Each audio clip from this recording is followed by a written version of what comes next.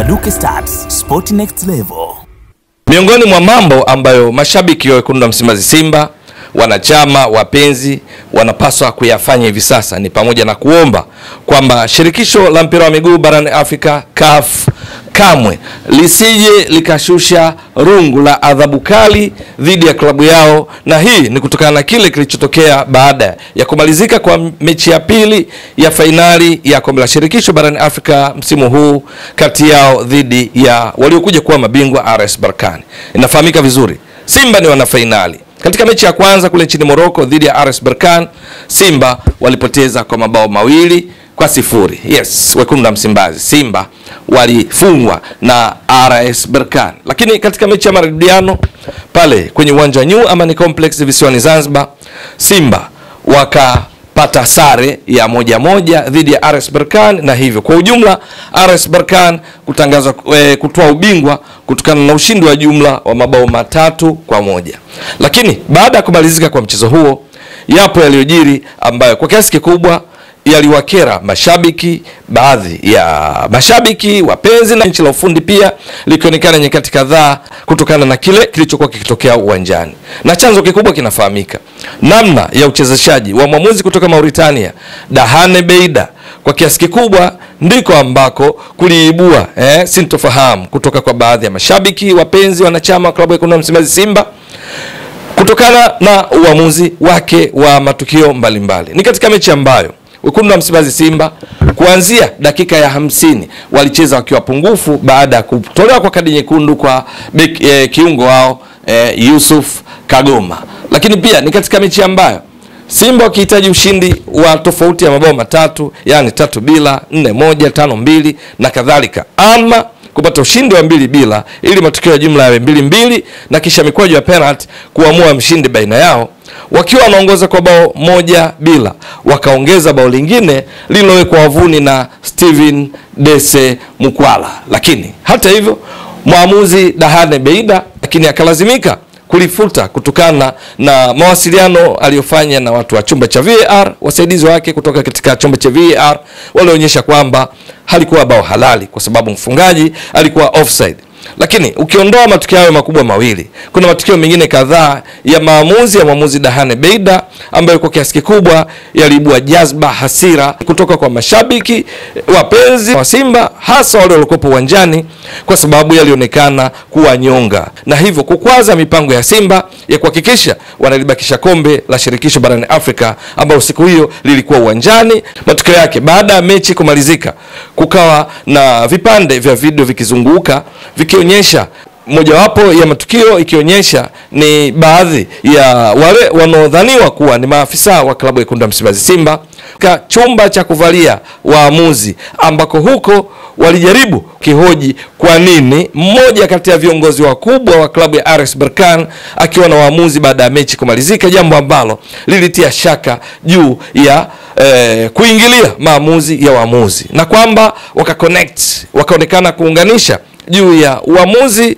uliofanywa katika mechi hii wa Dahane Beida na kile kitendo cha kutembelewa katika chumba chao cha kuvalia na mmoja kati ya viongozi wakubwa wa RS Berkane. Hayo ni miongoni mwa yale yaliyozunguka kwenye mitandao ya kijamii kuonyesha sehemu ya vurugu zilizojitokeza baada ya mechi kumalizika. Matokeo yake, taarifa zilizozagaa sana hasa kuanzia jana ni kwamba CAF inaanza uchunguzi ambao mwisho wa siku wale watakokutwa na hatia basi watashushiwa rungu.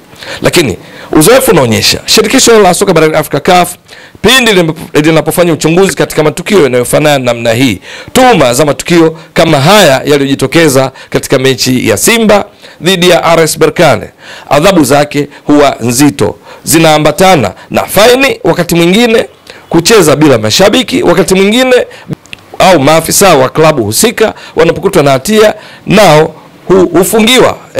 Hivyo ndivyo ambavyo mara nyingi hutokea. Kwa mfano, hivi karibuni katika msimu huu unaoendelea, miongoni mwa klabu ambazo zilikumbana na rungu la CAF kutokana na vitendo vinavyoelezwa, vilivyothibitishwa kwamba wapenzi wake, mashabiki wake kufanya vurugu, ni katika mechi kati ya MC Alger waliocheza dhidi ya US Monastir katika ligi ya mabingwa barani Afrika, ambapo MC Alger walishinda katika michezo yote miwili na kufuzu kwa hatua ya makundi ligi ya mabingwa barani Afrika. Lakini MC Alger walikumbana na adhabu. Adhabu mojawapo ilikuwa ni kutozwa faini dola za Kimarekani 50,000 ambazo pia ziliambatana na adhabu nyingine ambazo kwa ujumla wake kwa thamani ya fedha ilikuwa ni dola za Kimarekani 140,000. Yes, USD 140,000. Lakini pia ikawa imefungiwa mechi 4 kucheza bila mashabiki. Lakini kati ya hizo 2 zikihifadhiwa kuangaliwa namna gani wanatekeleza vyema maelekezo waliopewa na CAF baada ya kukutwa na hatia ya mashabiki wao au wao wakiwa wenyeji kuwafanyia vurugu US Monastir. Kwa hiyo 2 za kutumikia, lakini 2 nyingine ziliwekwa chini ya uangalizi kuona baada ya kipindi fulani basi waweze kutumikia adhabu hiyo ya kucheza mechi nyingine 2 bila mashabiki. Sasa ukiangalia vizuri, kwa mfano hizi gharama dola 140,000 kwa mbadilishano wa fedha leo hii ni kwamba dola moja ya Kimarekani kama ilivyokuwa jana na leo hii pia inabadilishwa kwa shilingi za Kitanzania 2,698 na senti 85. Yes. Sasa maana yake ni nini? Kwa dola 140,000 kwa mfano, ukizidisha mara kiasi hiki cha fedha cha mbadilishano wa fedha, kama ndicho kinathaminishwa kwa leo hii kwa thamani ya fedha ya Kitanzania, manake unazungumzia hapa MC Alger kutozwa shilingi 377 na 839,000. Yes, kiasi kikubwa cha fedha haswa kwa fedha za Tanzania. Yani ni dola 140,000 ukizidisha na mbadilishano wa fedha kwamba dola moja ni shilingi 2,698 senti 85, ndio inachenza kiasi hiki cha fedha cha 1,377,839.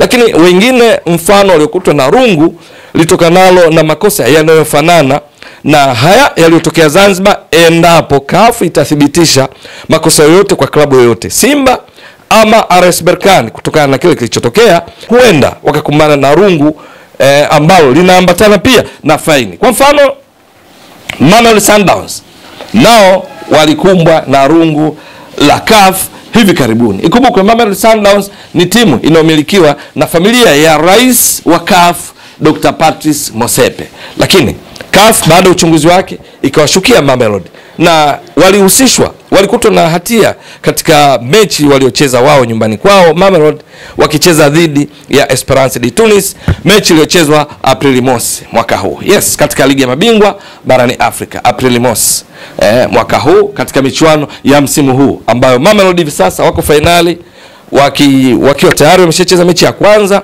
dhidi ya wanafinali wenzao Pyramids, mechi iliyochezwa Afrika Kusini na kuisha kwa 1-1, na sasa inasubiriwa marudiano baina yao Mamelodi dhidi ya Pyramids kule nchini Misri, ambapo mshindi wa jumla atatoa ubingwa wa ligi ya mabingwa barani Afrika. Sasa katika mechi ya Aprili mosi dhidi ya Esperance de Tunis palitokea vurugu ambazo kwenye uchunguzi palionekana kwamba Mamelodi Sundowns mashabiki wake walikutwa na hatia. Matokeo yake Mamelodi miongoni mwa adhabu alitozwa ni dola za Kimarekani 100,000. Yes, 100,000 ambayo ukiiweka katika mbadilishano wa fedha ule unaotoka kuelezea wa dola moja ni sawa sana shilingi 2,698 na senti 85.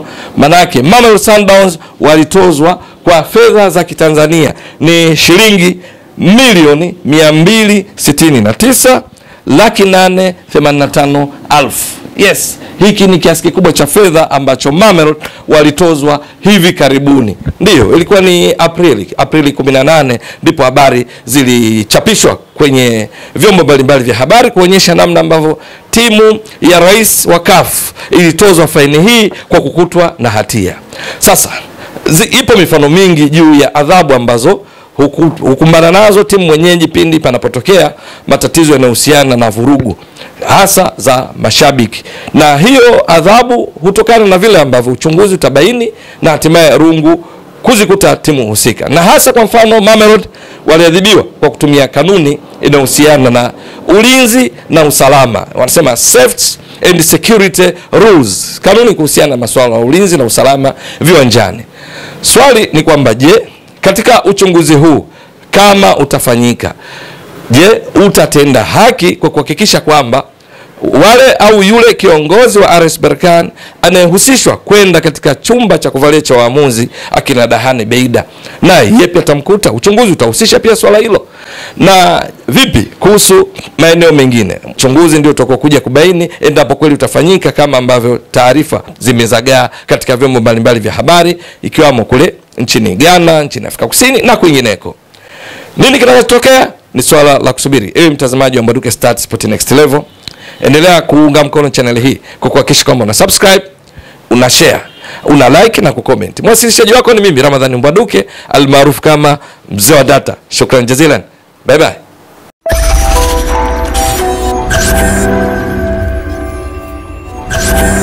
Mbwaduke Stats Sport Next Level.